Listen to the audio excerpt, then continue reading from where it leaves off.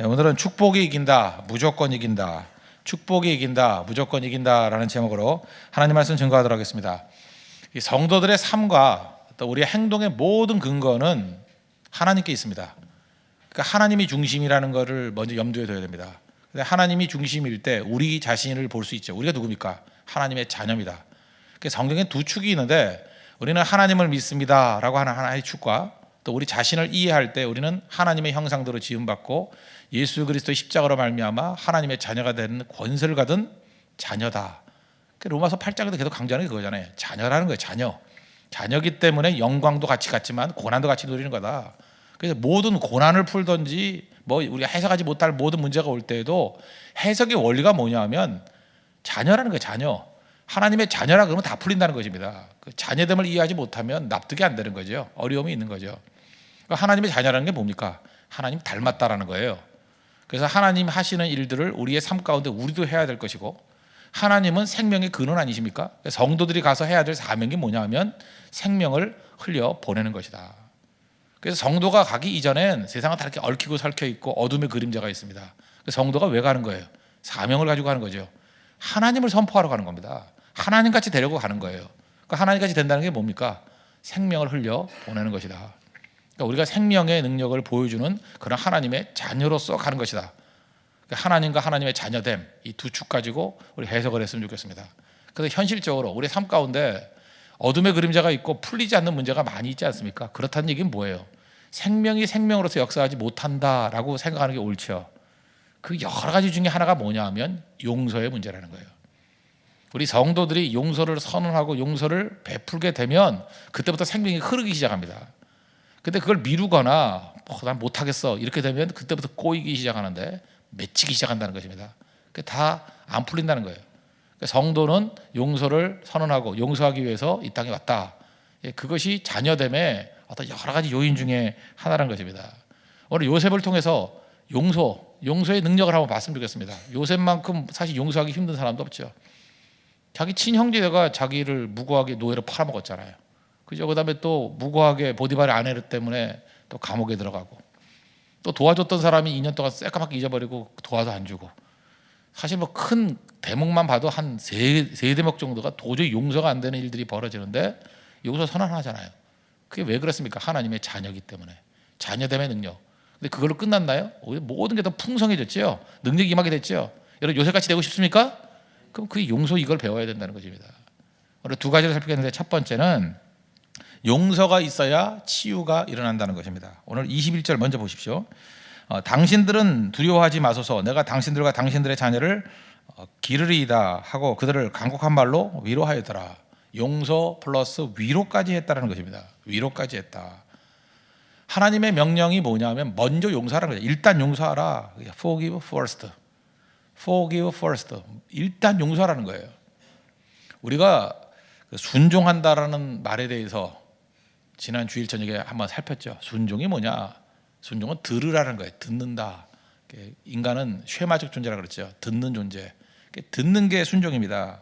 그럼 하나님 말씀이 우리가 우리에게 죄진 자를 사하여 준 것 같이 우리 죄를 사하여 주옵소서 이렇게 기도하라 그랬잖아요. 뭐 이거 말고도 여러 군데 있지만 일단 용서하라. Forgive first. 그러면 순종이 뭐예요? 그대로 하는 거예요. 하나님 중심적인 사람은요, 하나님 말씀하시면 말씀이니까 그대로 하는 거예요. 그런데 겉으로 볼 땐 굉장히 예수 잘 믿는 것 같이 보이고 또 굉장히 그럴듯하게 보이는 인품을 갖고 있는 사람 같이 보이는데 그게 안 되는 사람이 있죠. 밤낮 자기가 판단하는 거예요. 자기가 내가 이해하면 하겠다라는 거예요. 그래서 이해하면 하겠다라는 것이 굉장히 합리적인 것 같이 보이지만 뿌리를 찾아보면 내용은 하나님보다 내가 왕이에요. 내가 중심이기 때문에. 한번 생각해 보세요. 이해해야만 해야 된다 그러면 얼마나 속도가 느리겠습니까? 우리가 뭘 그렇게 이해를 잘해요? 여러분 이해력이 있습니까? 또 어떤 거 이해 못하는 것도 있어요. 그럼 내가 이해하는 것만 하겠습니다 하면 속도가 순종하는 사람의 100분의 1도 안 될 것이고, 또 어떤 거는 우리 수준의 한계가 있어서 죽어도 이해 못할 게 있어요. 그럼 그건 불가능한 일이에요. 막히게 속는 겁니다. 그래서 이해하면 하겠습니다 하고 나가는 사람은 사실은 하나님이 주신 잠재력의 100분의 1도 발휘 못하는 왜소한 인생을 산다는 것입니다. 그런데 이 헤브라이즘 핵심이 뭐예요? 순종이 순종. 순종의 뿌리에는 하나님에 대한 신뢰가 있습니다. 하나님 말씀하신 건 내가 신뢰합니다. 그래서 이해 못한다 할지라도, 어떤 때는 나중에 이해가 된다 할지라도, 영원히 이해 못한다 할지라도 하나님을 신뢰하기 때문에 따라가겠습니다. 그러면 속도가 어마어마한 속도고요. 또 하나는 자기보다 큰 것까지도 이룰 수 있습니다. 왜? 내 이해 한계를 벗어나는 큰 스케일까지도 이룰 수 있다는 것입니다. 그게 바로 성도의 모습이라는 거예요. 순종은 듣는 존재라는 거, 쉐마적 존재라는 거. 잘 보세요. 우리가 어떤 사람에 대해서 이렇게 이해가 되는 것 중에, 인간의 이해 되는 것 중에 하나가 뭐냐면 변화되면 용서해 주겠다, 이런 생각이죠. 변화되면 용서 안 해줄 사람이 누가 있어요? 근데 성경은 그렇게 얘기하지 않죠. 우리가 용서받은 근거가 어디 있습니까? 로마서 5장 6절부터 10절까지 세 군데 나왔다 그랬죠. 우리가 아직 연약할 때 십자가 지셨다. 그 다음에 8절 보니까 우리가 아직 죄인 되었을 때 예수님께서 우리 위해서 피를 흘려주셨다. 10절 보니까 우리가 원수 되었을 때, 연약할 때, 죄인일 때, 원수 되었을 때, 여전히 변화되기 이전에 우리를 위해서 십자가 지시고 우리를 용서해 주셨다는 것입니다. 그래서 구원받은 거죠. 그렇다면 우리도 이 땅을 이렇게 살아가야죠. 우리 주변에 있는 사람들이 여전히 연약할 때, 여전히 죄인일 때, 여전히 원수일 때에 용서하라는 거예요. 우리가 하나님 백성으로 하나님 백성다운, 하나님다운 패턴으로 살아가야 된다는 것입니다. 이거 이해해야 된다는 거예요. 이게 이해가 안 되니까 사실은 우리가 기독교의 근본 진리 가운데 칭의와 정화라는 게 있죠. Justification, Sanctification. 이게 사실 납득이 안 되는 게 뭐냐면, 칭의가 뭐예요? 예수님을 나의 구주로 믿고 그 십자가의 보혈의 피로 말미암아 내가 죄 씻음 받았다는 것을 믿으면 믿음 때문에 의롭게 된다는 거예요. Justification by faith alone. 믿음 자체, 믿음 하나만 가지고 우리가 의롭게 됐다라는 거죠. 그게 칭의 아니에요? 칭의는 먼저 이루어지는 거죠. 그냥 선언적인 의미입니다. 그 다음에 이루어지는 게 뭐예요? 성화. 성화는 과정적이죠. 그러니까 선언적이라는 게 뭐예요? 순간적으로 이루어진 거예요. 예수 믿으면 순간적으로 신분이 변화되는 거예요. 의인이 되는 거예요. 순간적으로. 그 다음에 나타나는 과정이 무엇입니까? 성화의 과정. 그래서 칭의와 정화의 이 패턴이 우리 삶의 모든 부분에 다 이루어진다는 것입니다. 용서도 마찬가지. 용서가 선언적인 거예요. 요셉 보십시오. 형제들 용서했어요. 용서하니까 과거에 있던 아픔과 상처가 순식간에 다 사라지겠나요? 안 사라집니다. 기억도 있고 다 있어요. 그 다음에 치유는 과정이에요. 용서는 순간적, 치유는 과정적. 칭의와 정화가 거의 같다는 것입니다. 그 내용을 알아야 돼요. 하나님이 하시는 이 모든 패턴이 다 똑같은 거예요. 그러니까 용서는 선언이에요. 용서합니다. 한다고 해서 하루아침에 뭐 다 뒤집히고 우리 간증하듯이 뭐 갑자기 내 마음에 미움이 다 사라져 버리고 뭐 빛이 오고 뭐 그렇게 그런 경우도 있겠지만, 성화하고 똑같다니까요. 순식간에 변한 사람이 있는 반면에 또 서서히 되는 사람이 있어요. 그게 또 안 되는 사람이 있다고요. 용서는 선언이에요. 그리고 그 다음에 치유가 이루어지게 되는 것입니다. 그렇다 그러면 우리가 성화만 가지고 되는 게 아니고 칭의가 있어야 된다고 얘기를 하지 않습니까? 마찬가지로 용서가 없는 사람은 절대로 치유가 없어요. 우리 삶 가운데 치유의 능력을 달라고 기도해도 이상하게 뭐가 이렇게 안 풀리는 사람들이 있죠. 왜? 용서라는 칭의의 과정을 통과하지 못했기 때문에 그렇습니다. 용서가 있어야만 무조건 치유가 벌어진다니까요. 요셉은 용서했더니 하나님께서 치유를 어떤 식으로 치유했어요? 제가 옛날에 설교 제목으로도 많이 썼던데, 축복을 통한 치유. 하나님께서 한량없는 축복과 은혜를 부어주셔서 그의 과정, 그 과거에 있었던 아픔들과 또 슬픔들과 상처들을 다 치유해 주셨어요. 근데 치유는 하루아침에 이루어진 게 아니에요. 꽤 오랜 과정. 지금 50장에 나오는 치유의 마지막 완성입니다. 그죠? 오랜 기간 끝나고 난 다음에 이런 선언적인 완성이 삶 속에서 이루어지게 되었더라. 그걸 우리에게 보여주고 있다는 것입니다. 그럼 여러분들, 하나님의 자녀로서 우리가 해야 될 일이 무엇입니까? 용서, forgive first. 먼저 용서 선언하십시오. 이건 칭의가 똑같은 거예요. 내가 너를 용서하노라. 그에게 의를 주는 거예요. 칭의. 그 다음에 뭐 그거 한다고 다 뭐 치유가 일어납니까? 그러니까 과정이죠. 과정이 하나님 축복과 은혜 가운데 내가 회복이 되는 일들이 벌어지게 된다는 것입니다. 이 똑같은 패턴이 욥기 42장 10절 보십시오. 욥이 그의 친구들을 위하여 기도할 때, 용서했을 때 용서가 이루어지니까 그 다음에 여호와께서 욥의 공경을 돌이키시고 여호와께서 욥에게 이전 모든 소유보다 갑절이나 주셨더라. 피상적으로 보는 사람들은 뭐 복 2배 받았다 이렇게 해야 하는데 그게 아니죠. 용서했더니 그때부터 치유가 일어나더라. 그 이전 치유가 안 일어나요. 계속 다툼만 있고 아픔만 있는 거죠. 그래서 뿌리가 되는 이 용서, 마귀는 절대 못하게 만드는 거예요. 다른 건 다 해도 용서만 하지 마라. 그 얘기 무슨 얘기가 똑같아요? 치유 받지 말라. 그 얘기가 똑같은 거라고요. 계속 상처 아픔 가운데 쓰러지게 된다는 것입니다.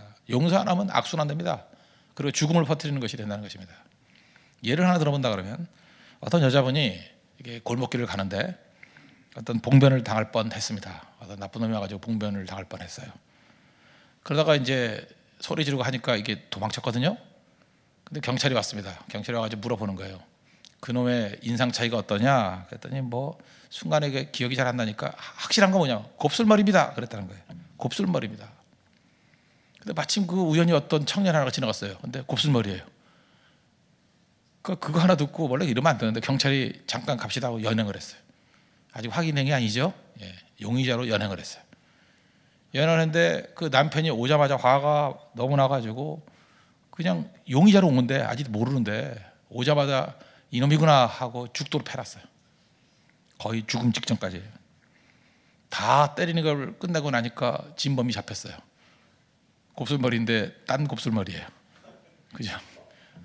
잘 보세요. 이 남자가 이런 얘기를 했어요. 나는 도저히 용서할 수 없어. 그러면서 엉뚱한 사람 팼다고요. 이젠 자기가 용서를 구해야 될 입장이 돼버리잖아요.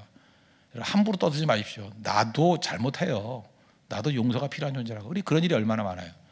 근데 여기서 끝난 게 아니고 이제 진범 잡혀가지고 이제 각각 흩어졌습니다. 근데 문제는 이 억울하게 얻어 터진 청년이 이게 이제 생긴 거예요. 이게 뭐야? 괜히 지나가다가 잡혀가지고 죽도록 얻어 맞고 연행당하고 이게 뭐냐? 너무 억울해서 한번 당해 보십시오. 그거 자기가 견딜 수가 없는 거예요.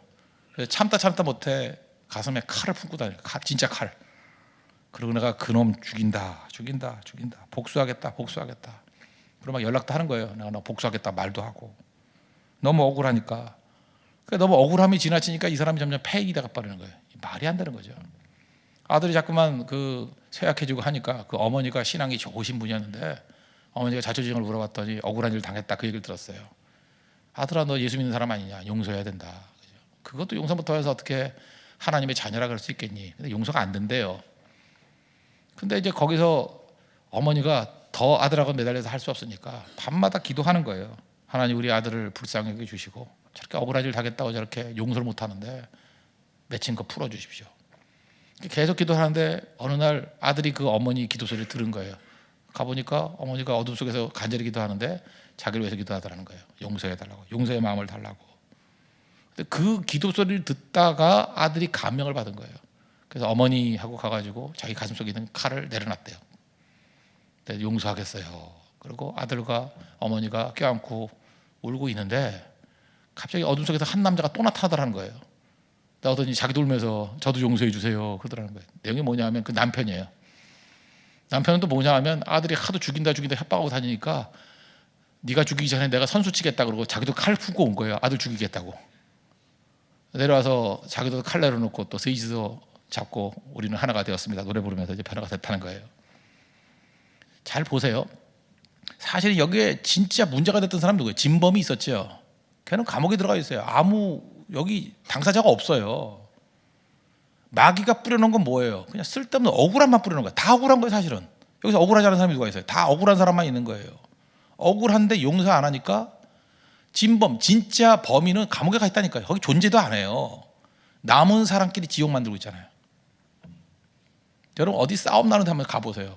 진짜 원인이 됐던 사람은 없어져 버렸어요. 그게 마귀거든요. 싸움만 저질러 놓고 자기는 사라져 버렸어. 그리고 받은 거 억울하다 용서 안 한다 하면 거기 지옥이 돼버린다는 것입니다.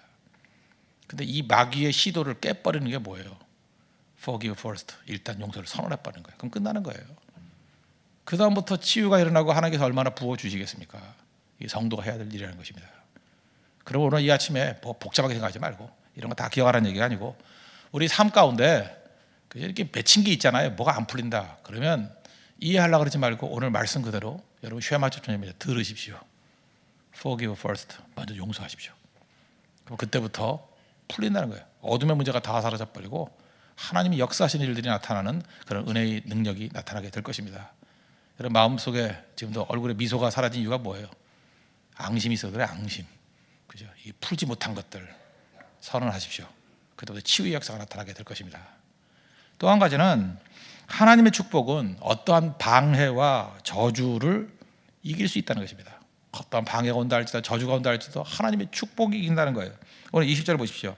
당신은 나를 해하려 하였으나 하나님은 그것을 선으로 바꾸사 오늘과 같이 많은 백성의 생명을 구원하게 하시려 하셨나니. 당신들이 분명하게 내게 그 해꾸지했다는 거예요. 해하려 하였다는 거예요. 그런데 하나님이 그것을 다 선으로 바꿔서 많은 백성을 구원하는 존재로 나를 만들었다. 그 얘기 아니에요? 그러니까 잘 보십시오. 우리가 용서를 안 하는 사람은 특징이 뭐냐 하면 세상의 주도권은 사람이 가지고 있다. 이걸 믿고 고백하는 것과 똑같은 거라고. 그거 아니에요? 용서하는 사람의 특징이 뭐예요? 세상의 주도권은 네가 아무리 해꾸질한다 해도 니네가 갖고 있는 게 아니야. 하나님이 갖고 계신 거야. 그러니까 이건 뿌리입니다. 뿌리. 그 뿌리 속에서 얼마나 달라지는지 아시겠죠? 모든 것을 주관하신 건 하나님이고 니네들이 해꾸질한 것도 하나님이 어찌 보면 허락하셨기 때문에 그런 거야. 용서가 없다는 얘기는 뭐냐면 이걸 고백하는 똑같아요. 사람의 능력이 있네. 하나님께 능력이 있는 게 아니라 사람에게 능력이 있다는 거고, 하나님께 주도권이 있는 게 아니라 사람에게 주도권이 있다. 이걸 고백하는 것과 똑같은 거예요. 그 사람 때문에 그냥 연연해 하는 거죠. 아니죠. 모든 주도권과 모든 뿌리는 하나님께 있습니다. 여러분 믿습니까? 그렇다고 그러면 억울함 이런 문제가 아니라 하나님께 나아가야죠. 하나님께. 그러니까 하나님께 나아가는 그 순간에 하나님의 역전이 일어나요. God's reversal. 그죠? 하나님의 역전. God's reversal. 하나님이 다 뒤집어 주신다고.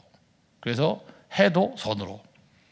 이 똑같은 예가 다윗이 고난 당하니까 시므이라는 사람이 와가지고 사울의 우선 시므이가 와서 유명한 얘기 아니에요. 막 저주하잖아요. 저주하면서 가거라 뭐 이 비루한 놈아 하면서.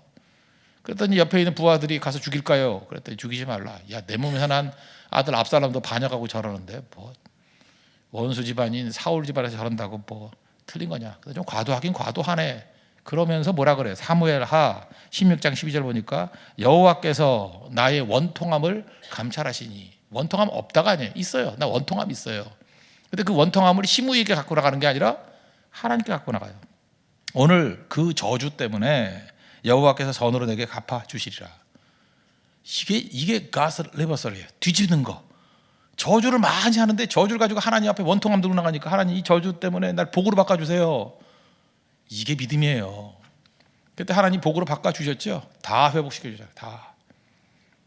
세상의 저주가 하나님의 축복이 이길 수 있습니까? 없습니까? 못 이겨요. 우리 아브라함의 축복이 뭐예요? 창세기 12장 2절에 보니까 너는 뭐 복이 되게 하리라 그래놓고 3절에 너를 축복하는 자에게 내가 축복하고 너를 저주하는 자에게 내가 저주하리니. 그래서 우리 그리스도인이라 그러면 뭐 좀 상당히 좀 약 올리는 게 되라. 우리 말을 할 건 없지만 그런 태도 가져야 돼. 자꾸만 저주하면 야 저주하지 마 그래야 돼요.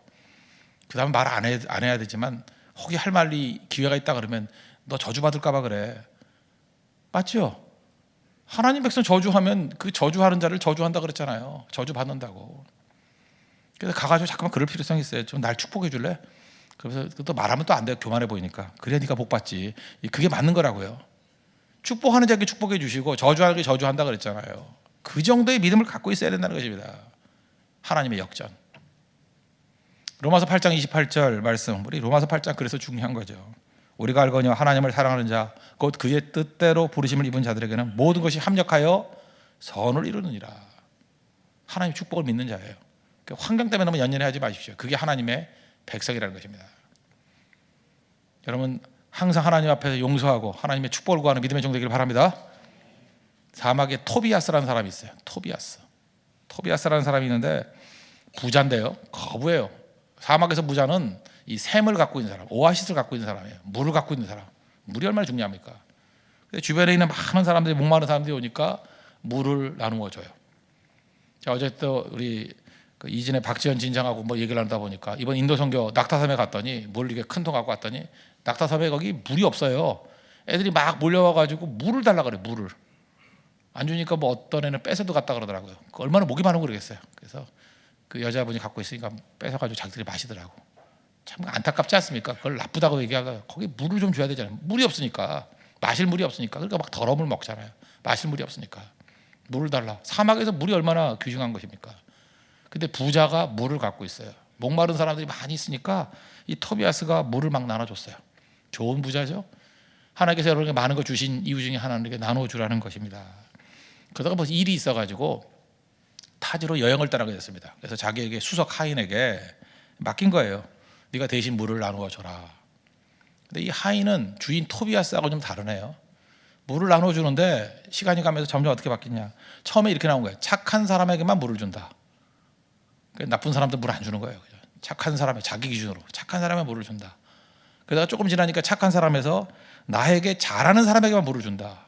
그랬더니 전부 다 이 하인한테 와가지고 절하고 뭐 오셨습니까? 그러고 최고입니다. 그러고 뭐 자꾸 그렇게 칭찬해 주는 거예요. 그러니까 기분이 우쭐해지는 거죠. 착한 사람, 잘하는 사람에게 뭐 이렇게 된 겁니다. 그러다가 이 토비아스의 아들이 온 거예요. 주인의 아들이 와서 보니까 이상하거든요. 아버지가 분명히 물 다 주라 그랬는데 물 주는 사람이 있고 안 주는 사람이 있고. 그래서 왜 그러냐 그랬더니 이 하인이 그러는 거예요. 착한 사람에게만 물 주는 겁니다. 그리고 또 우리에게 잘해주는 사람에만 물 주는 겁니다. 그래서 그러지 말라고 아버지가 그러지 않게 말하지 않았냐 그랬더니 계속 얘기를 하는 거예요. 아니라고. 다 놔주면 안 된다고. 착한 사람에게 줘야지. 그래야 교도적인 의미가 있고 그래야 사람의 변화가 된다고. 또 이 하인에게 또 은혜를 입은 사람들이 많이 있지 않습니까? 다 주변에 있는 사람들도 이 하인의 의견을 지지하는 거예요. 착한 사람에게 물 줘야 되고 다 주면 안 된다고. 그때 그 아들이 토비아스의 아들이 했던 얘기, 저는 거의 그 성자 예수님의 선언이라고 생각합니다. 다시 한번 너희들에게 말한다 그랬어요. 모든 사람들에게, 목마른 모든 사람들에게 물을 나누어 주라. 이유가 뭐예요? 이유가 이것이 아버지의 뜻이다. 끝이죠. 뭘 구구한 설명을 해요. 자기들끼리 나와가지고 뭐 착한 사람이 그래야 교도적인 의미가 있고 변화가 되고 그래야 정의가 서고 그래야 질서가 서고 그리고 뭐 공의가 세워진다. 다 우리 얘기 아니에요? 우리 주변 사람 다 그거 아니에요? 왜 그래야 되냐? 다 지 머릿속에서 그 짧은 머릿속에 나온 얘기들이에요. 그래야 질서가 잡힌대. 그래야 공의가 세워진대. 그래야 정의가 세워진대요. 그래야 사회가 풍요로워진대. 누구 생각에? 그 네 생각 아니에요? 네 생각. 다 나눠주라는 거예요. 이유는 뭐예요? 이것이 아버지의 뜻이니라. 누구 거예요? 누구 거예요 그거?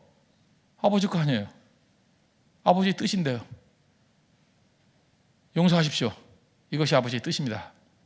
기도하겠습니다. 우리 다 같이 하나님 앞에 간구하도록 하겠습니다. 하나님, 우리의 삶의 모든 부분에 있어서 우리가 순종적인 이 쉐마의 존재입니다. 일단 먼저 용서하는 종이 되게 해주십시오. 용서 통해서 치유가 일어나게 해주시고 또 하나님의 축복은 모든 방해와 저주를 이길 수 있습니다. 우리 하나님의 자녀입니다. 아버지 뜻입니다. 용서하는 종들 되게 해달라고. 그래서 우리 삶의 모든 것들에 생명이 흐르게 해달라고 다시 하나님 앞에 간구하도록 하겠습니다.